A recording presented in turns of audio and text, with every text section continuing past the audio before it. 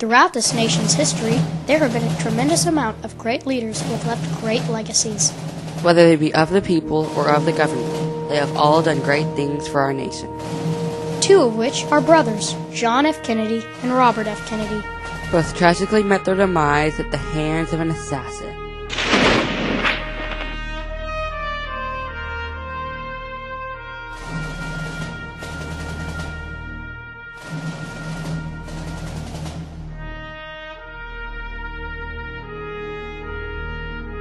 And so, my fellow Americans, ask not what your country can do for you.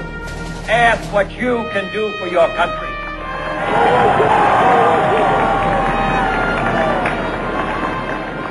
On May 29, 1917, in Brookline, Massachusetts, a boy who would someday change the world was born. This boy was John Fitzgerald Kennedy. As a child, John switched a lot of schools, but was never really in the same school for very long. After school, John went into the military from 1941 to 1945. On August 2, 1943, Kennedy's boat, the PT-109, along with the PT-162 and the PT-169, were performing nighttime patrols near New Georgia in the Solomon Islands, when PT-109 was rammed by the Japanese destroyer Amajiri. Kennedy gathered his surviving crew members together in the water around the wreckage to vote whether to fight or surrender. Shunning surrender, the men swam towards a small island. Kennedy, despite re-injury to his back in the collision, towed a badly burned crewman through the water with a life jacket strap clenched between his teeth. He towed the wounded man to the island and later to a second island, from where his crew was subsequently rescued. For these actions, Kennedy received the Navy and Marine Corps Medal. Then, after military service, John went into politics. From 1947 to 1953, John served as the U.S. House of Representatives from Massachusetts' 11th District. Later, from 1953 to 1960, John performed the duty of the United States Senator from Massachusetts. And after that, on January 20th, 1961, John Fitzgerald Kennedy became President of the United States of America. My fellow citizens of the world, ask not what America will do for you, but what together we can do for the freedom of man. As one of his first presidential acts, Kennedy asked Congress to create the Peace Corps. His brother-in-law, Sergeant Shriver, was the first director. Through this program, Americans volunteered to help underdeveloped nations in areas such as education, farming, healthcare, and construction.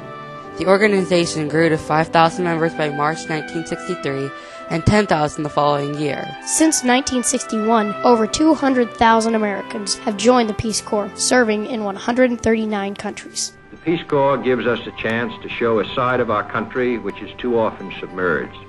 Our desire to live in peace, our desire to be of help.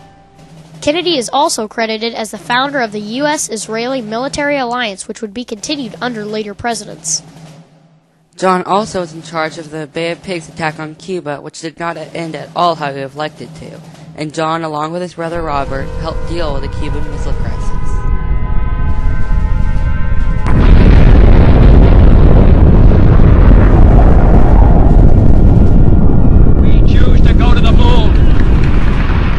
Choose to go to the moon in this decade and do the other things, not because they are easy, but because they are hard.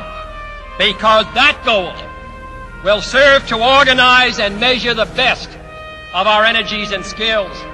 Because that challenge is one that we're willing to accept, one we are unwilling to postpone, and one we intend to win. After a few years of negotiations and the Cuban Missile Crisis, Kennedy and the Soviets came to an agreement on banning the testing of nuclear weapons for the safety of not only our nation, but the world. And on July 25, 1963, the Nuclear Test Ban Treaty came into effect, banning all nuclear testing in air, water, land, or space. Let both sides join in creating a new endeavor, not a new balance of power, but a new world of law, where the strong are just, and the weak secure, and the peace preserved. All this will not be finished in the first 100 days. Nor will it be finished in the first 1,000 days. Nor in the life of this administration.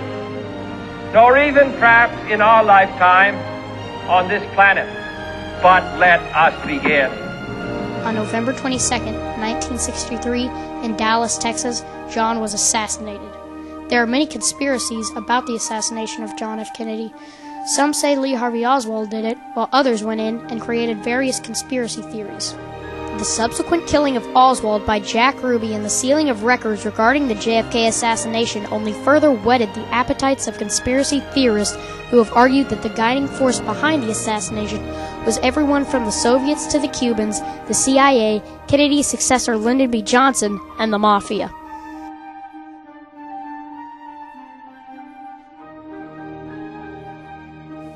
On November 20th, 1925, the seventh child of Joseph and Rose Kennedy was born. This boy was Robert Francis Kennedy. Like John, Robert moved schools a lot, and although he was an average student, Robert had to repeat the 3rd grade. Also, during this time, Robert was a sort of outcast among his siblings, and he was a very devout Catholic. Robert was educated at Harvard College, interrupting his studies to serve in World War II as a Navy lieutenant, following the death of his eldest brother, Joseph Patrick Kennedy, Jr., in the war. He served aboard the destroyer Joseph P. Kennedy until being discharged in 1946. He next traveled briefly to Palestine as a war correspondent. Marriage to Ethel Skakel followed in 1950, and a law degree from the University of Virginia in 1951. Kennedy and his wife had 11 children over the next 18 years. He then was appointed as Attorney General by John F. Kennedy, and this choice caused lots of controversy, because some said that he was inexperienced and amateur, but he was far from it. During his time as Attorney General, he fought hard against organized crime, because it was one of the things he despised the most. Also, he was a huge icon in equality of rights for African Americans and Hispanics, and supported the abolition of the death penalty. On November 22, 1963, when John died, Robert was shocked and changed by the death of his brother. He was greatly affected and grieved over the death a lot, but after a while he accepted it, and 9 months later he became the Senator of New York. During the 4 years as Senator, he helped solve problems like Vietnam, poverty, and human rights. On April 4, 1968, Martin Luther King Jr. was shot and killed. That night, Robert Kennedy, who was New York Senator at the time, decided to give a speech to the people of Indianapolis, Indiana. The speech was delivered on the back of a flatbed truck. Although many major cities had riots, Indianapolis remained calm after Robert's speech. My favorite poem, my favorite poet was Aeschylus. And he once wrote,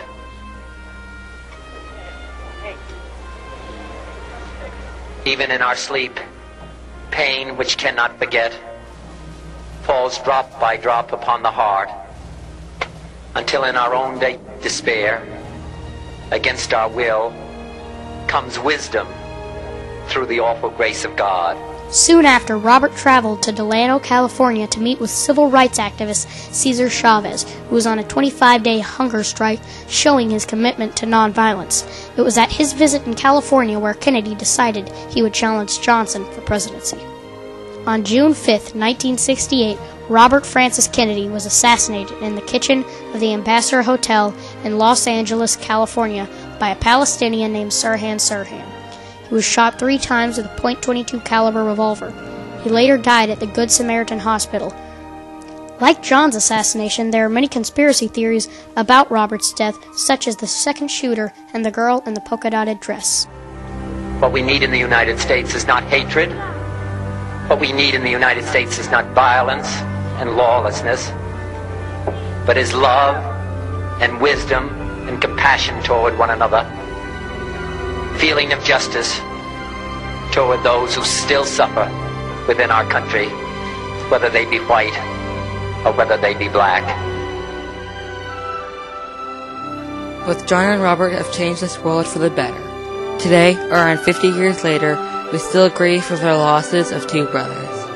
The Kennedy brothers. And what dedicate ourselves to what the Greeks wrote so many years ago, to tame the savageness of man and make gentle the life of this world.